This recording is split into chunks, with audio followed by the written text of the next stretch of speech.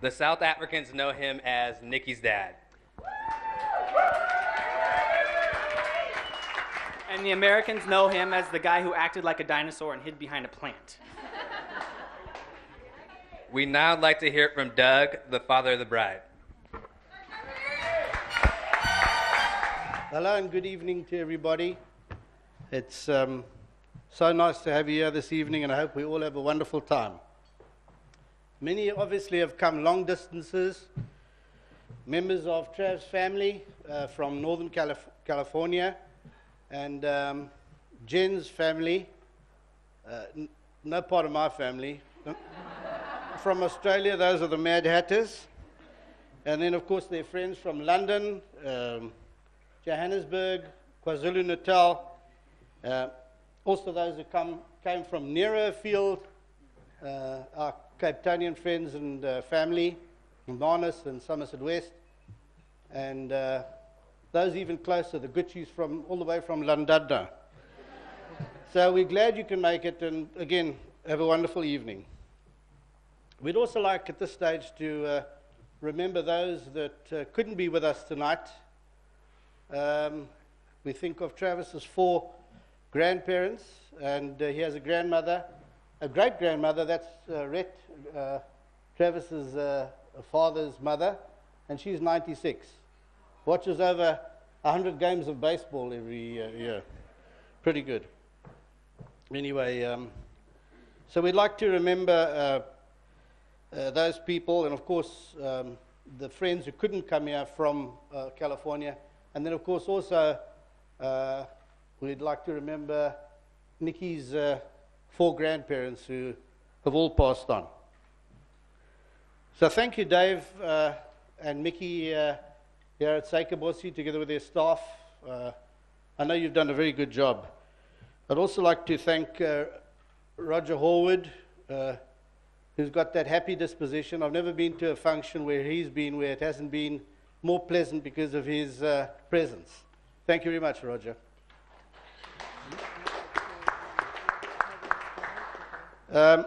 Also, a big thank you to Rhett and Arlene. From a distance, they've done a lot to contribute to this. Their efforts have been fantastic. Thank you.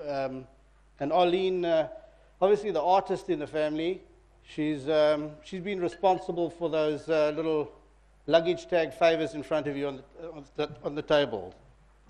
And then, yes, I'd also like to thank Jen van Rijn. Right.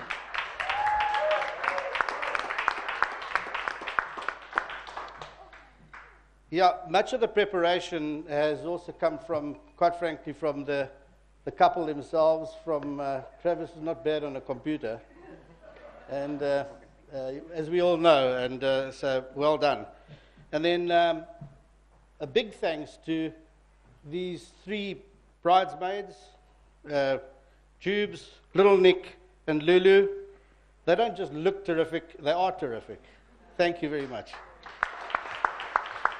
We've really enjoyed having them stay with us. Been fantastic. We really got to enjoyed your company. And then, so yeah, at this stage, I'd also like to thank or think of Travis as part of the family and welcome him, maybe officially, together with his parents, Rhett and Arlene, and the 2 brothers, Nathan, the stupid one,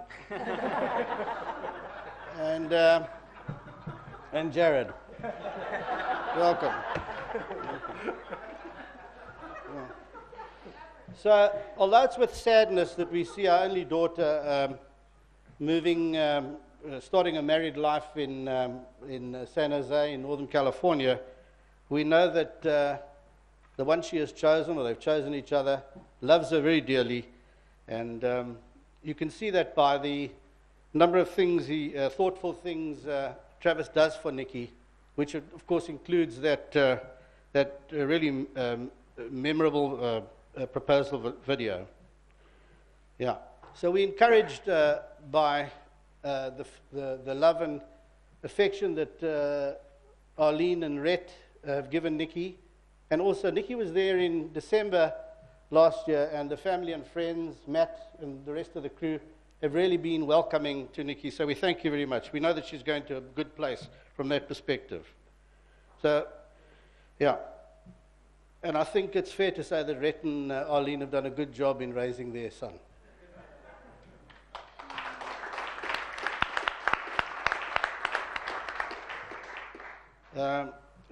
Travis, for us, Jen and I have been a good boyfriend-in-law, and I'll leave his hopefully not so checkered history to his best man, Matt, yeah.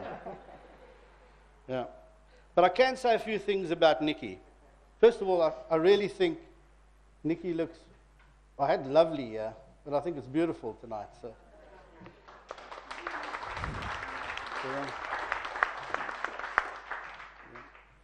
Yeah, Nikki has always been a fast learner, but I remember when she was 5 years old, I think, no, it took her about 5 years to get out of night nappies. That's diapers for the Americans. So, she didn't get everything right. I remember when she came running into the lounge shouting, "There's a tennis in my room." So I went rushing through, and there, crawling on the carpet, was a cricket.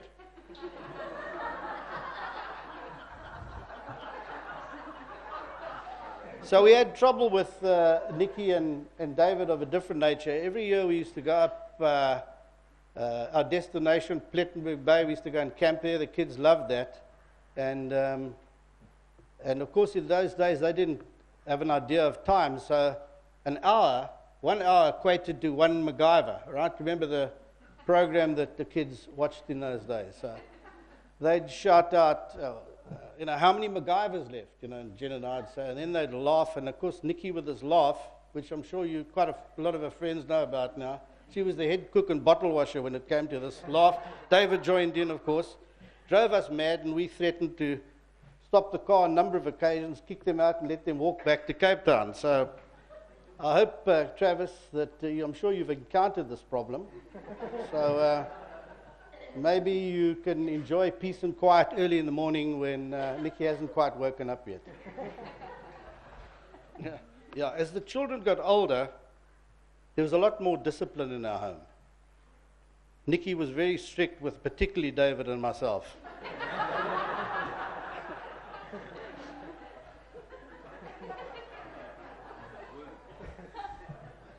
But Nikki really is the best daughter Jen and I could have dreamt of. Since she's our only daughter, it's not exactly the best survey ever done.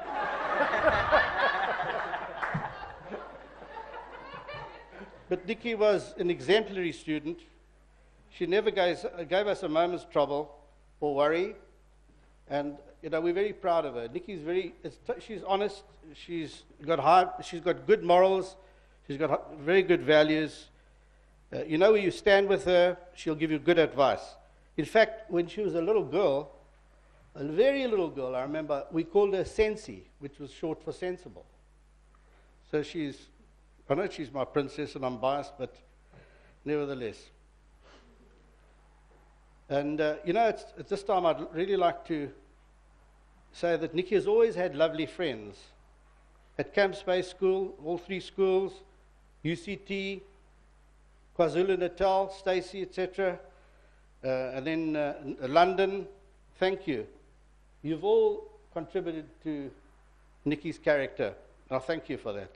It's been said that old married couples know the secret to a successful marriage is patience, tolerance, and forgiveness, and that a bad memory is also quite useful if that fails.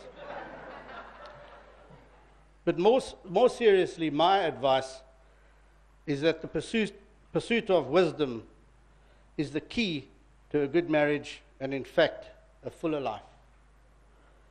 I'd like to believe that Providence has brought you two together, and may that power be with you for the rest of your lives.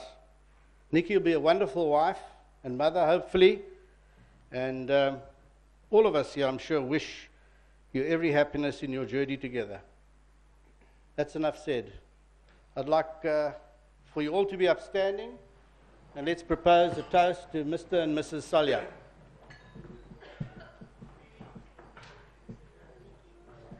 Mr. and Mrs. Salya. Cheers. Cheers. Thank you very much. Thanks very much, Doug.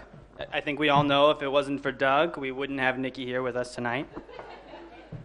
And without this next speaker, you wouldn't have your two fantastic bashful MCs. So we'd like to hear now a few words from the father of the groom. Thank you, boys.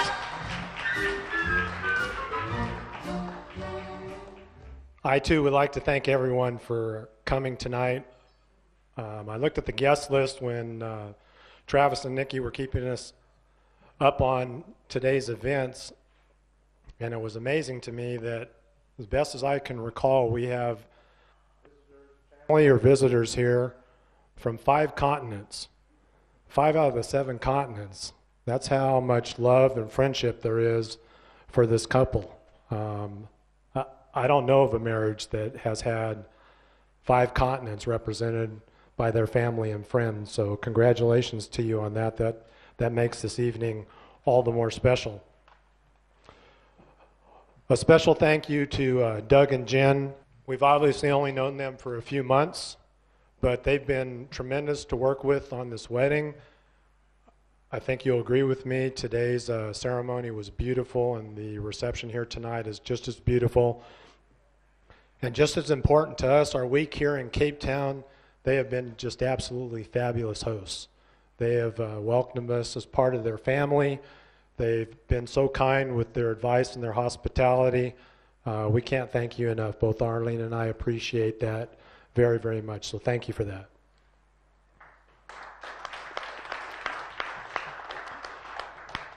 The wedding party, I spoke to you before and got to know some of you a little bit more this week. Your special friends and family, and you're here to make memories for Travis and Nikki, and I think you've accomplished that already. I agree with Doug. The 3 ladies here, you're stunning, you're beautiful. The guys, not so much, but it's good to have you here as well. And I do disagree with Doug a little bit in that, and I told Nikki this after the ceremony, is that, you know, she's obviously just a beautiful lady to begin with, but today she's taken it to another level. I've had more than one person come up to me today to tell me that they think that Nikki's the prettiest bride that they've ever seen. And I know I'm biased, but I agree.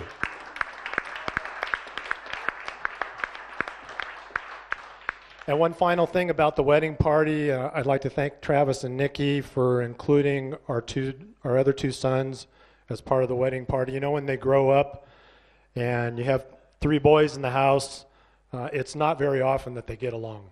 In fact, it's that they never get along. So for them to grow up as the men that they've become now, we're obviously proud parents and we're biased, but to have them in the same wedding party just makes you really proud as a parent. So thank you for including them. It makes the day all that more special.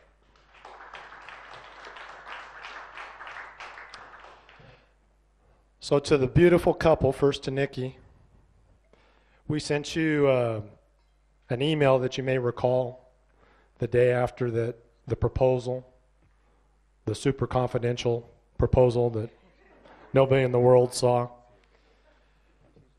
And in that proposal, that email, you might recall that you'll never have to regret saying the words yes. And today you'll never have to regret saying the words, I do. And the reason is because Travis loves you dearly. And he'll demonstrate that to you for years to come.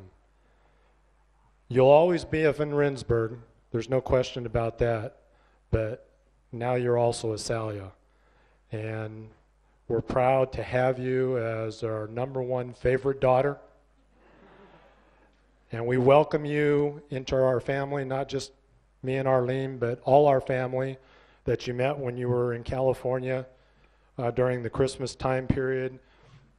That you never have to worry about love or support. We will always be there for you. You are our Salya, and welcome.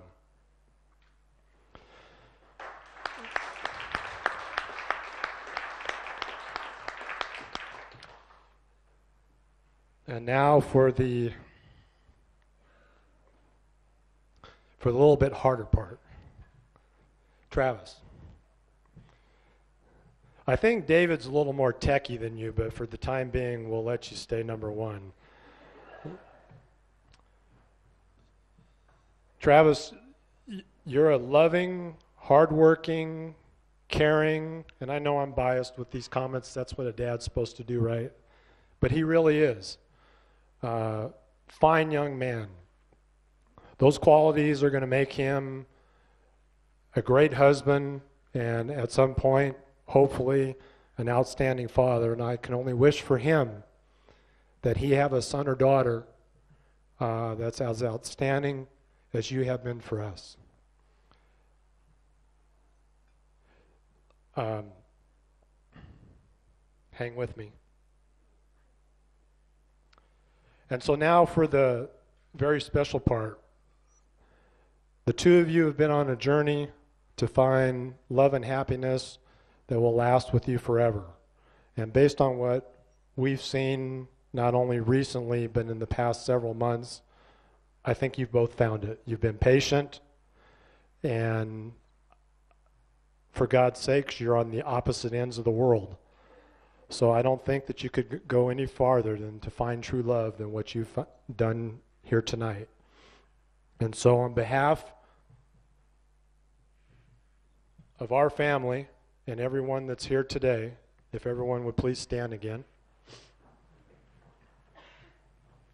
We would like to wish you many, many years of happiness, love, togetherness, and the wonderful family that you can hopefully have together well into the future. Congratulations. We salute you.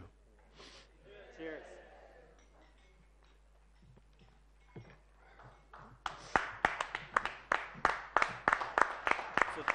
Thanks, Dad.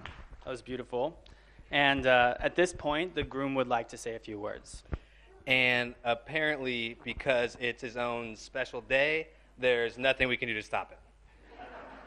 But we will come back when he's finished with some fact checking and to generally have the last word, so just hang in there. Check. See, I have to do this because Roger got me the first time, right? Well, you think the guy who sets the speaking agenda would know better than to put his father right before him. He got me. He got me. How's it?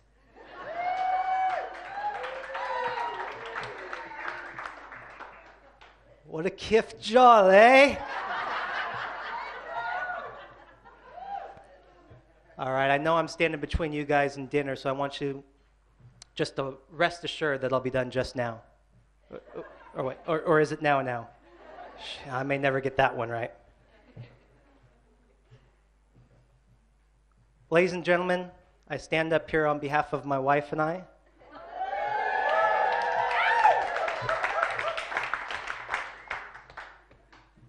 And the first thing I'd like to do on behalf of my wife and I is to thank you all for coming. As my father mentioned, you guys have flown in from 5 continents, many different countries. And I was mentioning to Nikki earlier this week that we need to get busy on South America because it's definitely underrepresented. We could not do this day without you guys. We would not want to do this day without you guys.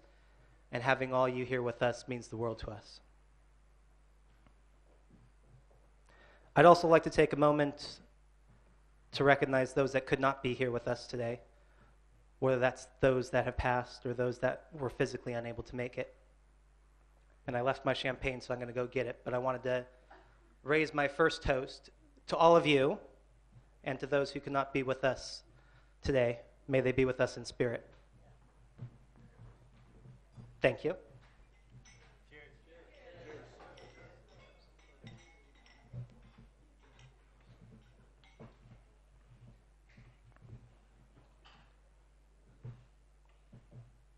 To my new in-laws, absolutely no element of tonight would have been possible without Doug and Jen. And Doug would give me a scolding if I didn't say Jen was the vast majority of that. She was absolutely instrumental. Jen was our eyes in seeing this venue and seeing the view and seeing the cake. She was our ears in meeting with the providers and having all the conversations. She was our taste in actually tasting the cake and giving us advice. And she was our sense of smell in smelling the flowers. But Jen, the one sense I would not let you take from me over these last few months is that sense of touch, because I needed that with your daughter. For holding hands and hugs and all that. I saw you guys at the back there. Come on. But seriously, thank you too for producing such an absolutely amazing daughter. I promise to take care of your girl, your little girl, and make her the happiest woman in the world. Keep her the happiest woman in the world. I just want you both to know that no matter where we live in the world, you will always have a place in our home and in our hearts. So, ladies and gentlemen, my second toast of the evening, I'd like you all to raise your glasses to the best parents in the Southern Hemisphere, to Doug and Jen.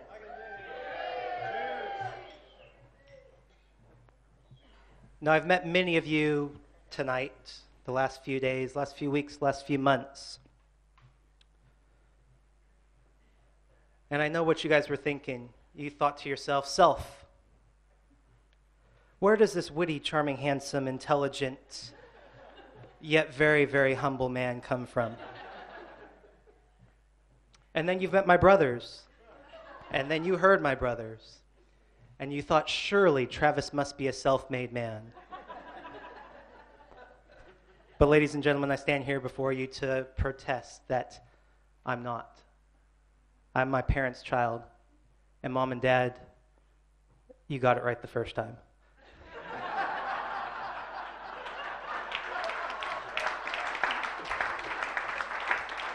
Why you kept trying, I'll never know, but thank you for everything. Thank you for having my back. Thank you for edging me along in my youth, being there to catch me when I fall as I moved on into adulthood. And thank you for just standing back and shaking your head in my extreme hangovers.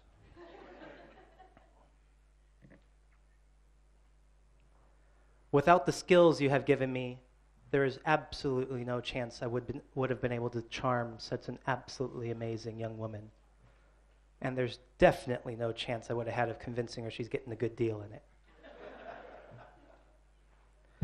So ladies and gentlemen, third toast. I'm going to fly through these, I promise. To the best parents in the Northern Hemisphere, Rhett and Arlene.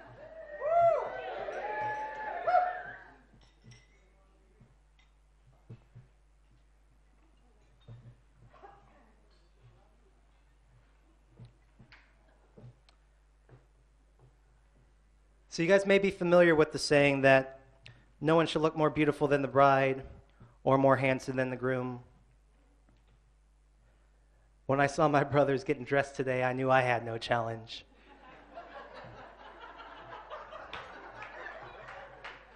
But when I stood at that altar and watched these three beautiful women walk down, one by one, I knew Nikki was in trouble.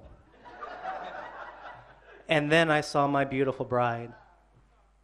And I swear my breath stopped. My heart skipped a beat. And I knew that saying was true. Now, you guys heard my introduction, and you guys have been hanging out with me for a few weeks, so you know I've been trying to immerse myself in Nikki's culture and your culture for the vast majority of it, trying to learn the sayings, and I put a lot of research into my speeches, as have my brothers. And one thing I noticed when you do a very, very important speech in South Africa is that it's generally accompanied by someone assisting you for the hearing impaired. And my brothers noticed this as well. And so my brothers asked me, could they join me for the next part of my speech as I thank my best man.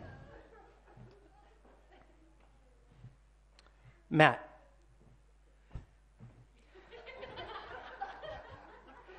Thank you for traveling halfway around the world.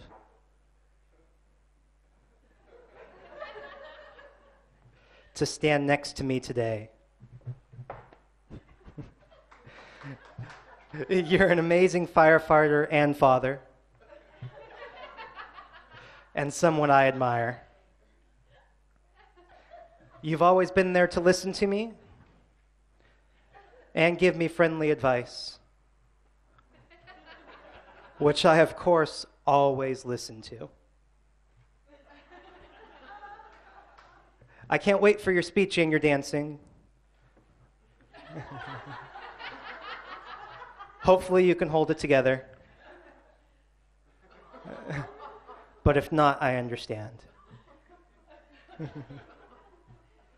Ladies and gentlemen, my fourth toast of the evening, to the beautiful bridesmaids, to my best man, to my brothers, the bridal parties.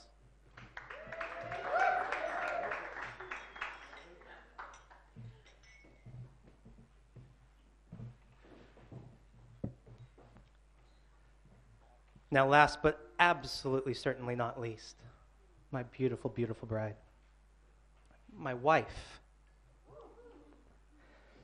Now, those of you who know me know I have a propensity for my four-letter vocabulary, and this is a word I'm going to quickly embrace and throw in there with the mix. You look absolutely stunning, and I am so proud to be your husband. You're the book to my smartphone, the yoga to my poor posture, the greens to my steak, the luscious locks to my balding dome, and the entrepreneurial skills to my accounting nonsense. You compliment me in every way, and most notably where I'm lacking. We have an exciting and amazing future ahead of us, and I can't wait to start the next chapter. When you were getting ready today, you read a note from me that said, I had no hesitations, I had no nerves, and I didn't. And I'm hopeful that 50 years from now, we can sit there on our anniversary, and I can ask you, Nikki, did I make the right decision? And you could tell me the four little words that I love the most. Trav, you were right.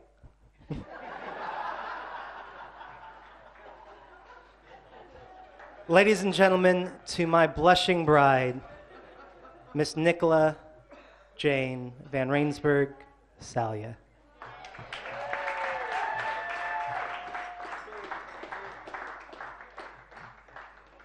So we're going to have two more speeches this evening, One from the very lovely and eloquent maid of honor.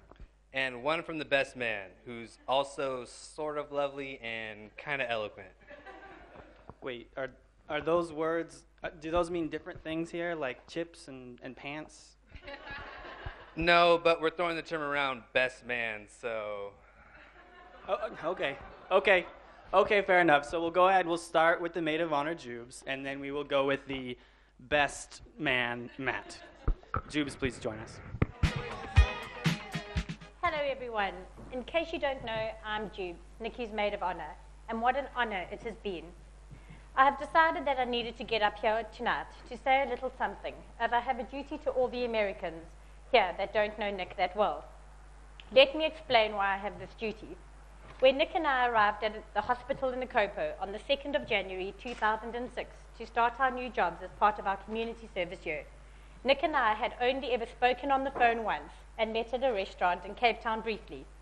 We were then expected to live and work together for the year. We knew nothing about each other. Getting to know Nick was rather an exciting experience, but there were a few things that I wish that I had been told beforehand. So what I'm going to do tonight is give you a dummy's guide for Nikki. My fellow bridesmaids are quickly going to hand something out for me. Off you go, lovely ladies. And I'm sorry, you're all going to have to share and pass it around because I couldn't abuse London Social Services photocopying anymore. And some of the printing is really not up to scratch, but you'll just have to deal with it. Also, please try and be patient and not turn the page until I tell you to, so that you don't spoil the fun and you all get the vital information that I'm imparting to you. Let's begin. For the Nikki beginners out there, please listen extra well. I've only included the first few things that I've learned about Nikki in the first year that I got to know her. Otherwise, I'll be spoiling all the fun for all of you. So let's start. You can turn the page. Firstly, Nick can be slightly stereotypical. I say this because Nick remembers exactly what I was wearing the first time she met me. The reason is because she knew I was a physio, and physios are boyish. So therefore, I must have been wearing blue and have very short hair. I surprised her though. I was wearing a pink beaded jersey and had long blonde hair. I'm glad I chose that outfit, as Nick preferred the fact that I was a little bit girlyish. Despite this, she has once told me that I looked like a little bodybuilder, which I will never forget. Secondly, you can turn the page, Nick adapts very well. Very, very well. I'll explain this adaptation with a story. As I've said before, Nick and I met during our community service year. Akopo was Nick's 15th choice. She had been third rounded, so she wasn't really where she wanted to be.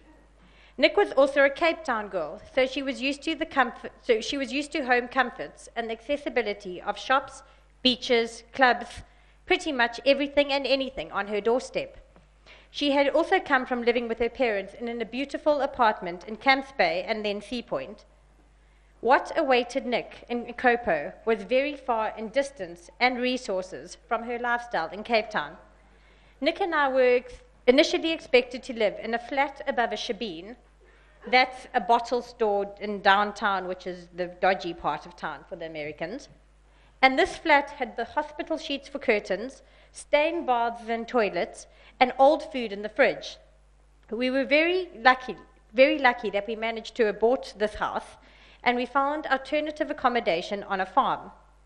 I'm very glad Jen and Doug didn't come to drop off Nick, otherwise they would have left with her in tow and whipped my newfound friend from under my nose. This farm, although better than the shebeen flat, was in every way more foreign to Nick. It was a house on a dairy farm in the middle of nowhere, where we often had to bath in buckets due to lack of water and fumigate our bedrooms due to fleas. Nick coped remarkably well, though, and we both grew to love our little farm home.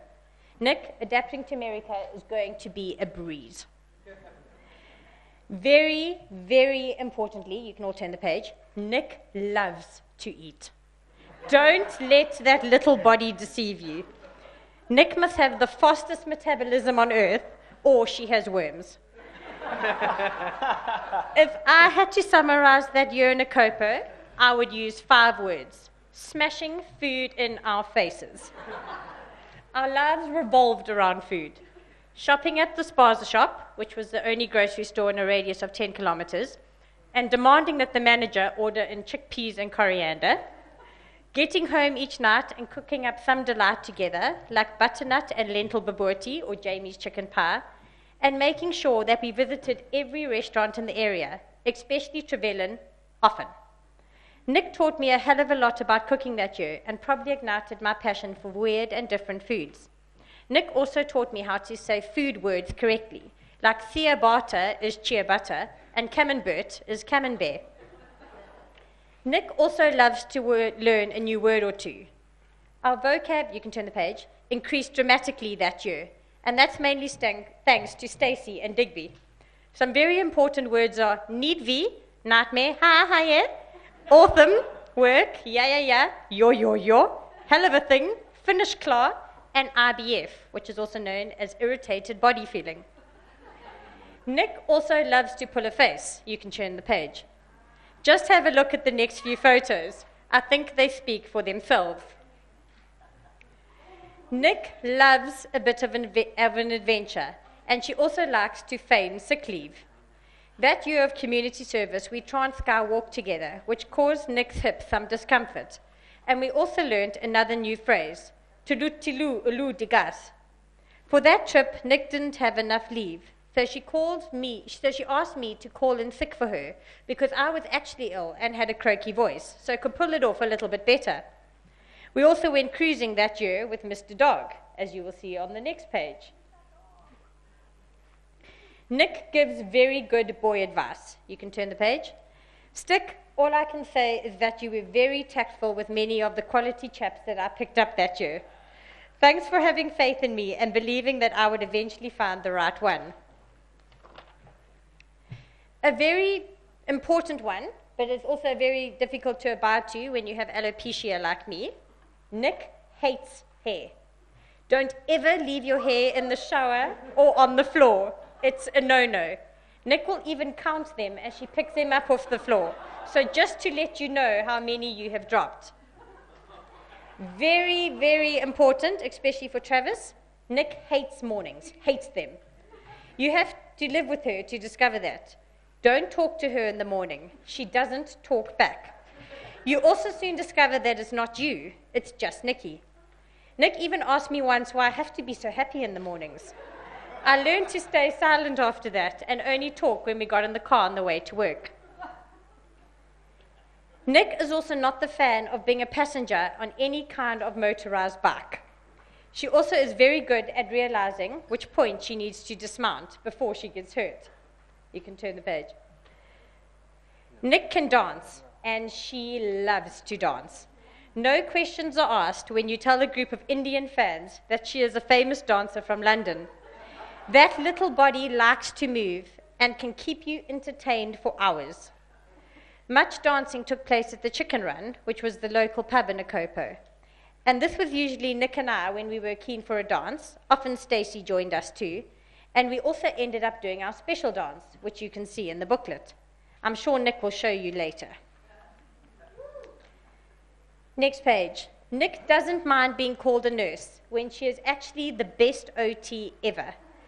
During that year in Akopo, Nick and I were known as the nurses, and no matter how often we told people that we were physios and OTs, it never ever stuck.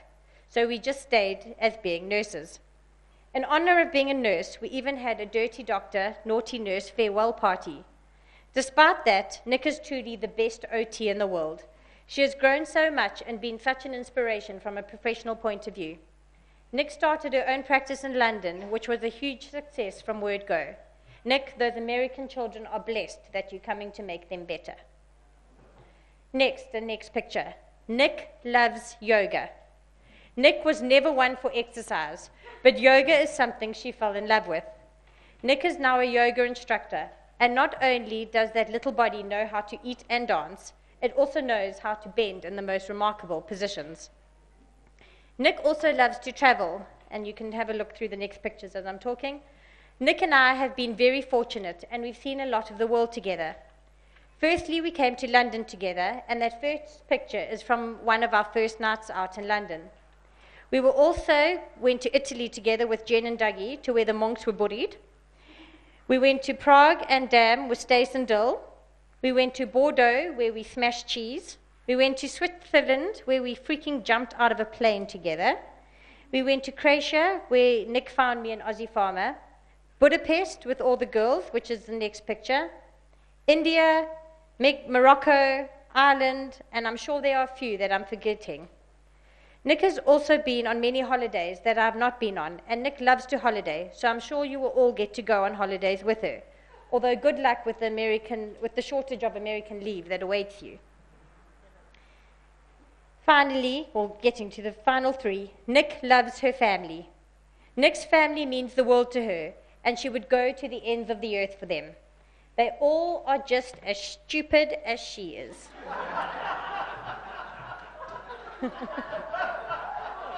Yeah. And now, very, very importantly, Nikki loves Travis.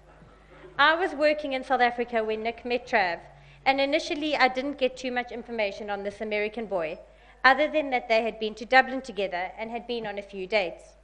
Have a look at that Dublin dancing picture. It definitely shows that Nick and Trav were meant for each other. When I got back to London in January last year, Nick was dating Trav, and I can truly say that Nick was the happiest that I had ever seen her. She looked content and secure and in love. It also didn't take long for Nick to know that she had found her one. Trav, I'm so happy that you are my Nick Sticken's husband, and I know that you love her immensely and in a way that she deserves to be loved. Look after her in that place that she is going that is so far away from us. And the fact that she is coming with you shows just how much she loves you, because I know she loves us a lot. Finally, Nick is the best friend ever. From my speech, I'm sure you have realized that, especially in that first year, Nick and I spent every single waking moment together. We lived together, worked together, ate together, rather smashed together, went away for weekends together, went on holidays together, and never, ever, ever got sick of each other. And that says a hell of a lot about our friendship. Stick Nick, thanks for being my confidant and voice of reason in everything. You truly are the most honest and reliable friend. You are the most emotionally intelligent person that I know, and I truly feel honored that you are one of my best friends in the world. We have both been through a lot of ups and downs in the time that we have known each other, and you being there for me has truly been such a support. It's also been such fun going through this wedding prep journey with you. Stick, I would never ever in a million years trade you in, because I treasure you and the friendship that we have. I loved you, my Stick Nicken, and I'm going to miss you so. That includes your half brain damage, or actually your whole brain damage for that matter. Well, there you go. You should all now be prepared. Keep that little guard safe, and if you ever need advice, Trevor's been with Nick for long enough, so I'm sure he can help you along. My advice to you is to take Nick up on her BFF, that's her best friend forever characteristics, because then you will be blessed with a friend forever. All I have left to say is, let's smash that food in our faces and dance the night away in true Nicky style, because I think, Nick, tonight might just be the best night of your life.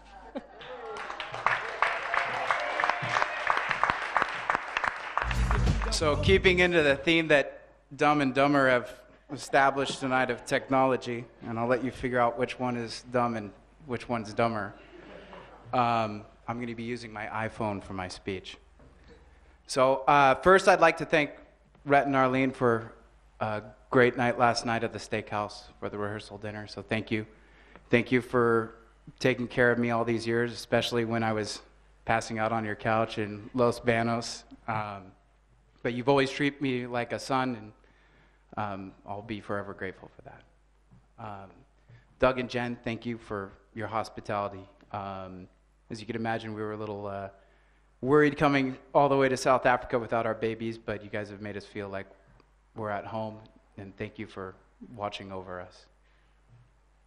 And then lastly, I'd like to thank my Visa credit card for allowing me to max it out in order to make it here as well. And Travis, I'll give you my kids' college account number so you could just funnel money in there so I can pay for that as well.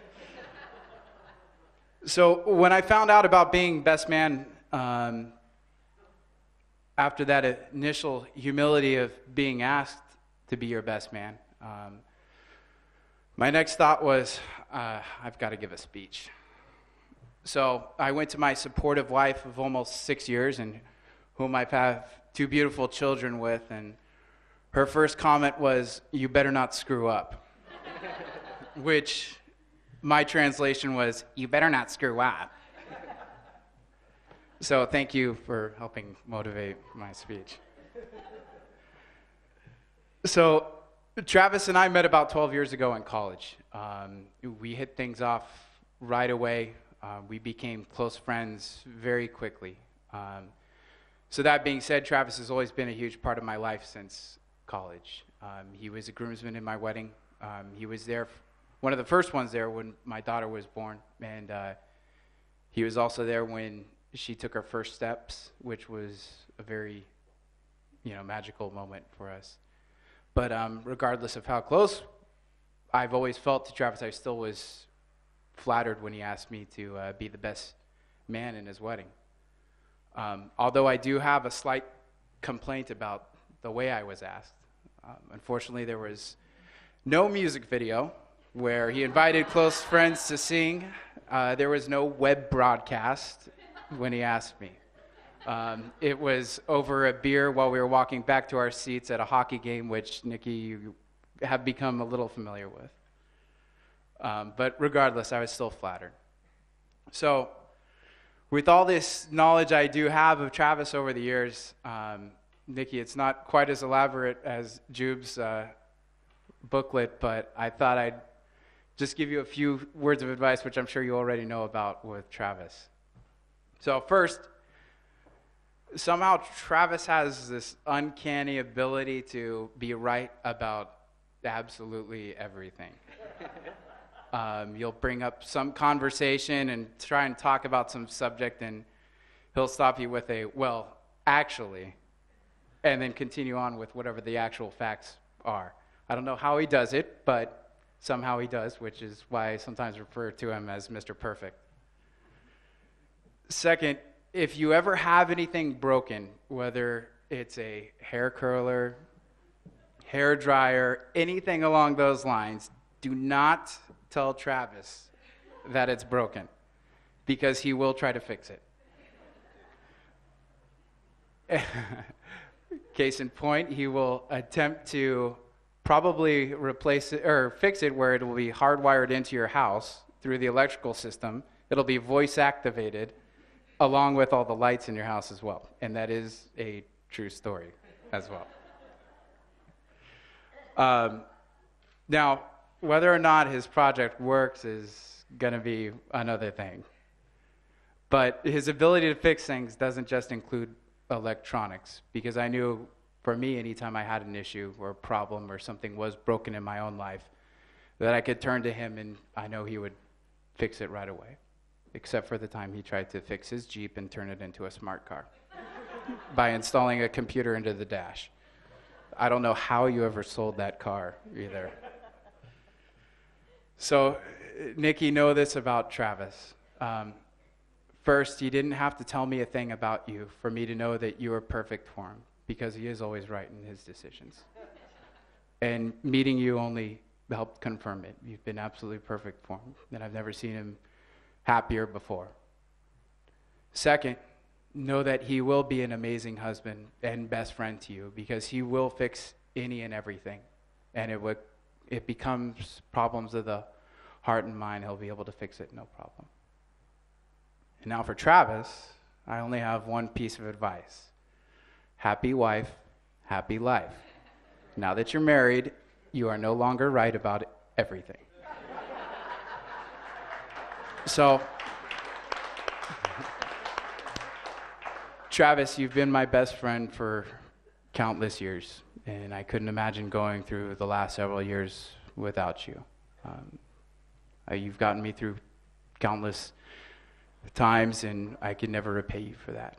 But thank you for letting me be a part of this day with you. So, cheers to the new couple.